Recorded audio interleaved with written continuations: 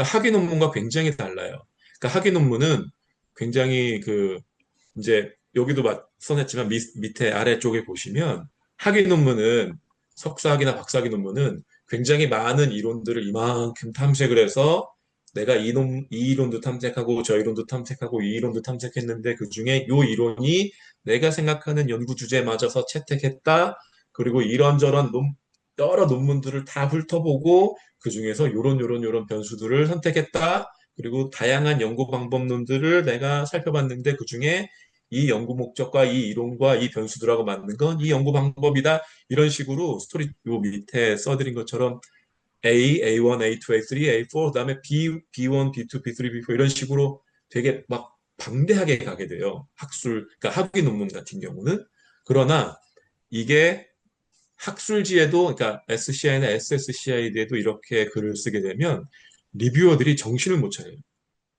이게 왜 그러냐면 저 같은 경우도 아까 말씀드렸지만 한 달에 많게는 세 건, 다섯 건 정도 리뷰 요청이 오고 또 적게는 한 건에서 세 건 정도 오는데 그 리뷰만 제가 하는 것도 아니고 리뷰는 보통 해외 학술지 리뷰는 무료로 하거든요.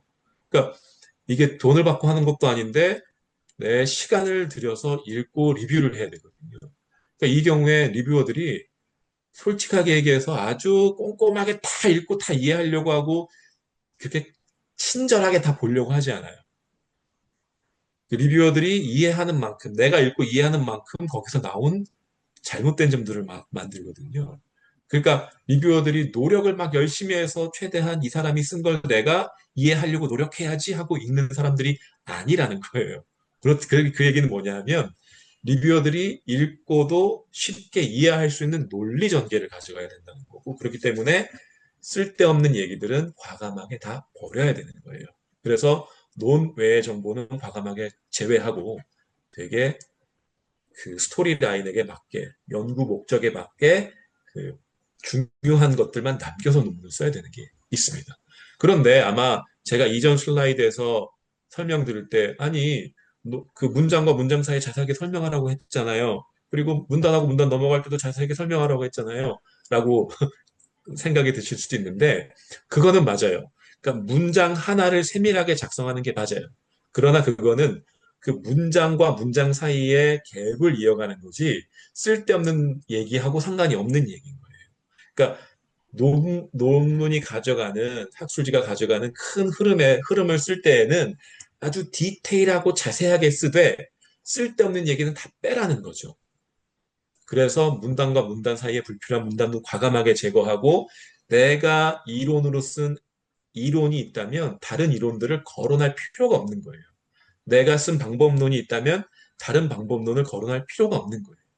그런 걸 거론하는 순간 되게 논문이 부산스러워져서 리뷰어들이 이해를 못할 가능성이 높아지는 거죠. 그리고 리뷰어들이 그런 거를 가지고 만약에 추가적으로 이거 왜 안 썼어라고 물어보면 그때 가서 더 애드해서 그 한두 문장 더 넣으면 되는 거죠. 나중에 리비전에서. 그리고 간결하면서도 굵직한 논리를 구성하는 게 좋고 clarity, 그러니까 되게 선명하게 분명하게 쓰는 것이 좋고 구체적 설명을 넣는 것을 주저하지 말아야 돼요. 그러니까 특히나 리뷰어들도 이 정도 다 알 거라고 추측하고 넘어가는 것들도 실제는 리뷰어들이 이해를 못할 때가 많아요.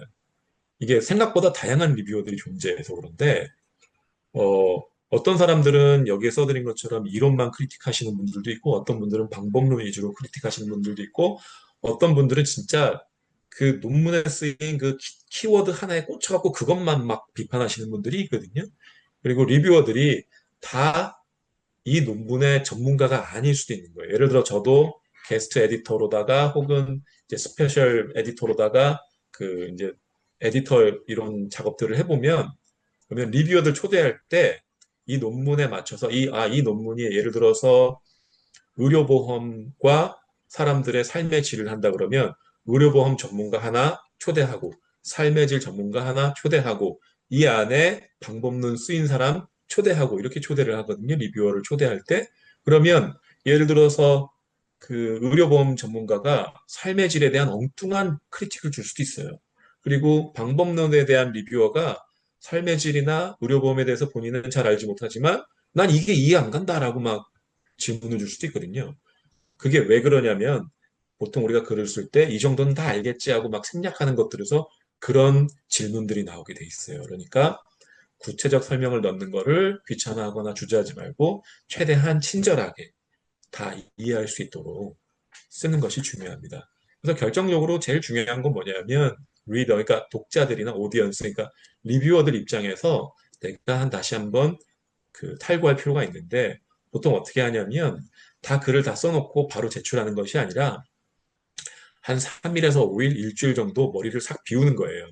이 논문을 쳐다도 보지 말고 이 논문에 대해서 토픽에 대해서 생각도 하지 말고 완전히 머릿속에서 지우세요.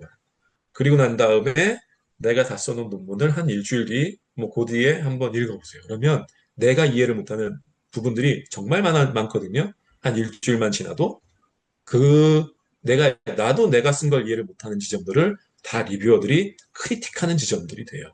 그러니까 리더나 오디언스, 리뷰어 입장에서 탈고를 할 필요가 있고, 그다음에 고전 이론을 제외하고는 최신 레퍼런스 사용하는 것이 굉장히 선호된다라는 점도 잘 아시고 넘어가면 좋을 것 같습니다.